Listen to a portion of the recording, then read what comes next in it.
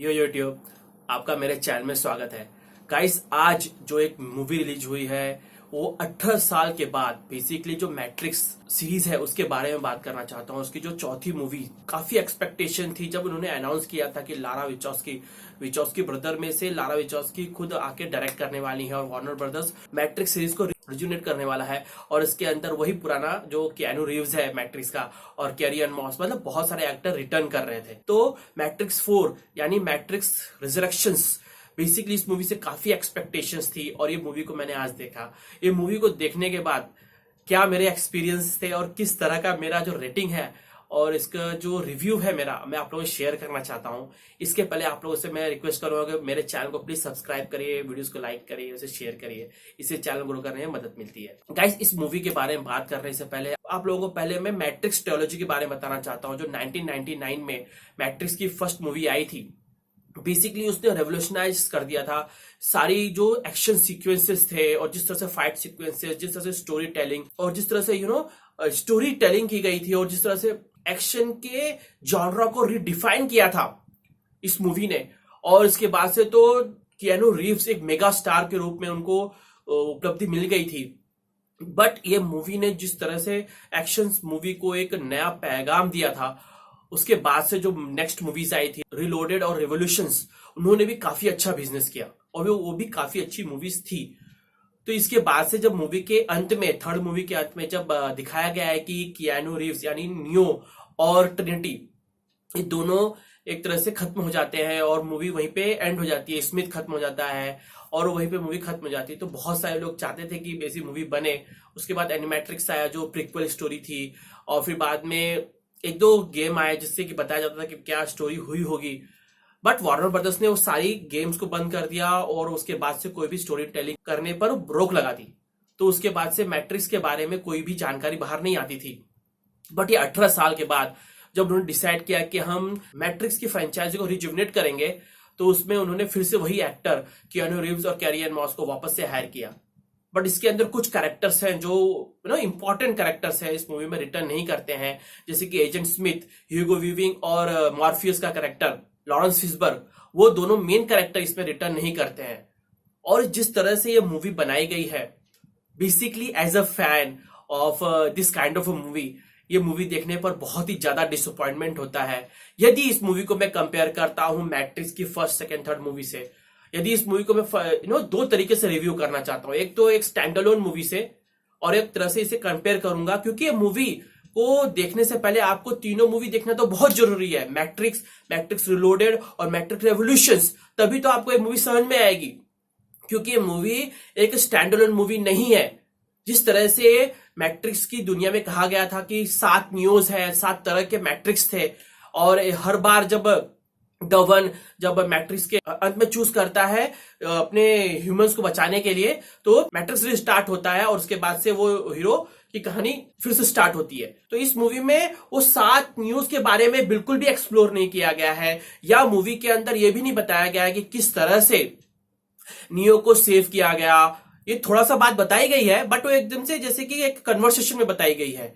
और ये मूवी पूरी स्टार्ट होती है एकदम से वेग मेटावर्स क्रिएट किया गया है, जिसमें कि नियो खुद एक बॉल्डी 70 इयर्स का बुढ़ा गेम कंपनी के लिए काम करता है। वो एक मैट्रिक्स गेम बनाता है और गेम बनाते हुए वो सारी जो 3 मूवी की स्टोरी है वो उस मूवी में कहता है। और एक वार्नर ब्रदर्स उनको हायर करती है कि इस तरह की गेम बनाना है आप लोगों को, और उससे बार बार ये लाइफ काफी बोरिंग लगती है, एक मोनोटस हो जाता है उसके लिए, और बार बार अपनी लाइफ के ऊपर शक करने लगता है।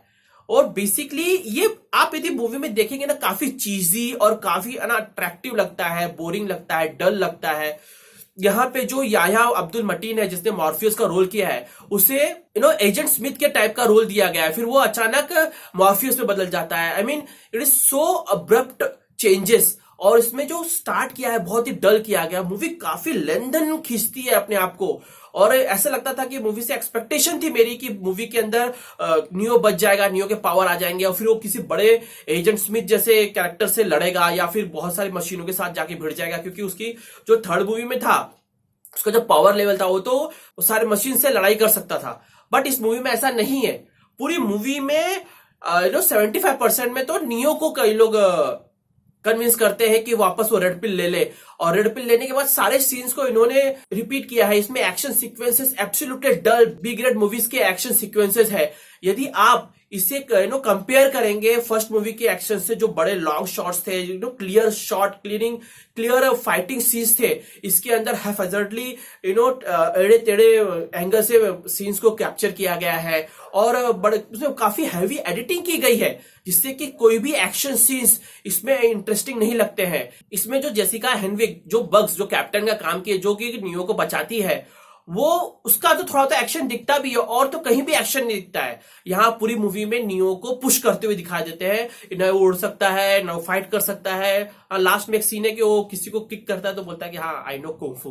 तो पूरी मूवी में यू आर एक्सपेक्टिंग कि भाई कुछ सुपर फाइटिंग देखने मिलेगी नियो की, जैसे मैट्रिक्स रिलोडेड और रिवोल्यूशन में नियो ने किया है, या फर्स्ट मूवी में एजेंट स्मिथ के साथ उसने किया है। तो वो सब एक्सपेक्टेशन आपकी रहती है। हाँ, फर्स्ट मूवी का जो लास्ट का स्टेशन का फाइट सीन है, उसको जस्ट भी क्रिएट और कॉपी किया गया है। इसमें जो एजेंट स्मिथ है, जोनाथन ग्रॉफ, बेसिकली ये इसको एजेंट स्मिथ बना हुआ है, और वो उससे फाइट करता है। एब्सोल्युटली वो सिमिलर ही फाइटिंग्स है उसमें। इसमें ये भी बहुत बड़ा मेरे तरफ से ग्राइप रहेगा कि इस मूवी में बहुत सारे कॉन्ट्रडिक्शंस है। आई मीन जब नियो और ट्रिनिटी, वो उनका चेहरा अलग रहता है, बट वो मूवी में कियानू रीव्स और कैरी ऑन मॉस जैसे दिखते हैं। बट जो एजेंट स्मिथ है वो कैसा दिखता है, वो ह्यूगो वीविंग जैसा नहीं दिखता है। और बहुत मूवी के जो मैट्रिक्स मूवी का जो मेन अट्रैक्शन था, basically Carrie Anne Moss, Keanu Reeves और ह्यूगो वीविंग, जो एजेंट स्मिथ है इसके ऊपर था। और एजेंट स्मिथ जैसा पावरफुल विलेन, मेरा हमेशा यह मानना है कि यदि किसी मूवी में यदि जान डालनी है, एक्शन मूवी है, फाइटिंग मूवी है, तो उसके अंदर जो विलेन होना चाहिए हमेशा पावरफुल होना चाहिए। इसके मूवी के अंदर पावरफुल विलेन बहुत ही मिसिंग था। और इसके अंदर जो बेसिकली एनालिस्ट भी है वो पावरफुल नहीं है, वो एक कॉमेडियन को लिया है, नील पैट्रिक हैरिस, जो कि कॉमेडियन है, वो उसको मेन विलेन बनाया, और उसके अंदर वो कंट्रोल करता है। I mean it was so lacking. आपको मेन विलन चाहिए था एजेंट स्मिथ, ह्यूगो वीविंग जैसा, जो कि बहुत ही डियरली मिस किया इस मूवी में। ये मूवी बहुत ही ज्यादा कॉन्ट्रडिक्शन से भरी हुई है। जब नियो मिलता है नाओमी से, जिसका रोल जडा पिंकेट स्मिथ ने रोल प्ले किया है, तो जायान की जगह पर आयन सिटी की वो जनरल रहती है, वो और वहां पे वो मशीन्स के साथ मिलकर रहती है। और उसका ये मानना रहता है कि और ह्यूमंस को बचाने की कोई जरूरत नहीं है, यहाँ पे हम लोग शांति से फल उगा रहे हैं और शांति से रह रहे हैं, तो हमारी जो लाइफ में तू वापस आया, तेरी कोई जरूरत नहीं है। और काफी विरोध करती है, उसको जेल में भी डालती है। बट वो जब जाके प्रियंका चोपड़ा से ही मिलती है, जी हाँ, इस मूवी में 2 इंडियन एक्टर्स भी हैं, प्रियंका चोपड़ा और पूरब कोहली। बेसिकली पूरब कोहली ने तो एक टेकी का रोल किया है छोटा सा, बट प्रियंका चोपड़ा ने जो सती का रोल किया है, जो कि सेकंड थर्ड मूवी की जो छोटी लड़की रहती है ना, जिसको कियानू बचाता है स्टेशन से, उसका रोल उसने किया है। और वो हेल्प करती है ट्रिनिटी को बचाने में कियानू की। तो बेसिकली उसके पास जब नाओमी लेके जाती है और जब बताती है कि ट्रिनिटी को इस तरह से बचाया जा सकता है, तो तुरंत उसके साथ में हो जाती है। नाओमी का तुरंत जो कैरेक्टर है वो अपोजिट ना होकर एक झटके में पॉजिटिव में हो जाता है, और अपने सारे कैप्टन को लगा देती है नियो के हेल्प करने के लिए, और उनकी जान हथेली पे डाल के, मतलब उससे लड़ने के लिए सब चले जाते हैं। बेसिकली मूवी को कहा जाएगा तो एक लव स्टोरी कहा जा सकता है, जिसमें कि नियो ट्रिनिटी को बचाने के लिए हर लेंथ तक जाने को तैयार रहता है। और इसके अंदर एक थोड़ा सा जो लास्ट में मूवमेंट भी है, जब ट्रिनिटी उसको मना कर देती है कि मैं ये जिंदगी वापस नहीं चाहती, और जब जाती रहती है और उसके बाद वो डिसअपॉइंट हो जाता है और अपने आप को सेक्रीफाइस करने के लिए तैयार हो जाता है एनालिस्ट के सामने, तो ट्रिनिटी वापस रिटेलिएट करती है और उसका साथ देने के लिए लड़ने लगती है। तो वो सीन आप थोड़ा सा इमोशनल और थोड़ा सा इंस्पायरिंग लगता है। ऐसे 1-2 सीन्स है बस। और ये पूरी मूवी में नियो के पूरे पावर नहीं आते हैं, पर ट्रिनिटी के पास नियो के सारे पावर आ जाते हैं, फ्लाइंग के, इवन तो फाइटिंग के सारे पावर अब ट्रिनिटी के पास आ गए। और लास्ट में तो दिखाया भी है कि दोनों के पास सारे पावर आ गए, बट ट्रिनिटी के पास सारे पावर आ जाते हैं। तो ये फ्यूचर सीक्वल्स के लिए बताया कि किस तरह से लोग फिर से वर्ल्ड क्रिएट करने वाले हैं मैट्रिक्स का, और ये वर्ल्ड डिस्ट्रॉय करने वाले हैं। तो ये मूवी को मैं समराइज करना चाहूँ और अपने रिव्यू को मैं समराइज करना चाहूँ तो ये मूवी बोरिंग है। इसके अंदर अनइंटरेस्टिंग कैरेक्टर्स है, अनइंटरेस्टिंग प्लॉट है। और क्यों इस तरह का प्लॉट लिया गया, क्यों नहीं 7 न्यूज के जो प्लॉट थे, ओल्ड नियो को लेने की जगह पे जो अलग 7 न्यूज है, उनके प्लॉट पर क्यों नहीं मूवी बनाई गई? क्यों मूवी के अंदर इतना ज्यादा ड्रैग किया गया मूवी को जस्ट टू सेव ट्रिनिटी? और मूवी के अंदर जो एक्शन सीक्वेंसेस थे बहुत ही डल और एब्सोल्युटली बी ग्रेड लेवल के थे। इस मूवी के अंदर यदि मैं क्वेश्चन करना चाहूँ, वार्नर ब्रॉस ने मूवी क्यों बनाई? क्या ये कैश ग्रैब करने के लिए थी, just to get a quick crash? और इसकी जगह पे शायद लोग चाहते थे कि कोई नया गेम लॉन्च करने वाले हैं, जस्ट ये मूवी को इंट्रोड्यूस कर लिया जाए। मेरे हिसाब से मैट्रिक्स के जो गेम को तो जो उसका डेमो था वो बहुत ही अच्छा था, बट ये जो मूवी बनाई है ये एब्सोल्युटली वर्थलेस कैश ग्रैब। और जो ना बोलते हैं ना किसी फ्रेंचाइजी को खत्म करना है तो इस तरह की मूवी बनाकर ही खत्म कर किया जा सकता है।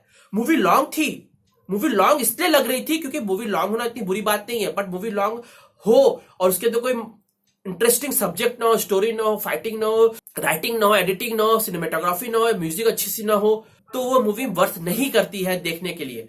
मैं आप लोगों को रिकमेंड करूंगा कि इस मूवी को आप स्किप कर सकते हैं, इसको देखने की कोई जरूरत नहीं है। हाँ, यदि आपके पास टाइम है तो आप इसे देख सकते हैं, बट यदि इसको मूवी को देखना चाहते हैं आप तो इसके पहले आपको 3 मूवी देखना पड़ेगा। Matrix, matrix reloaded, matrix revolutions, ये तीनों मूवी आपको देखना पड़ेगा, तभी आप इस मूवी को समझ पाएंगे। यदि स्टैंड अलोन मूवी की तरफ से भी मैं बोलूं, यदि कोई फर्स्ट टाइम देख रहा है तो उसे ये मूवी इतनी बुरी नहीं लगेगी। एक लव स्टोरी लगेगी और काफी ड्रैग और थोड़ी बोरिंग लगेगी, बट उतनी बुरी मूवी नहीं लगेगी। बट यदि इसे कंपेयर करते हैं मैट्रिक्स से तो ये मूवी काफी डल है।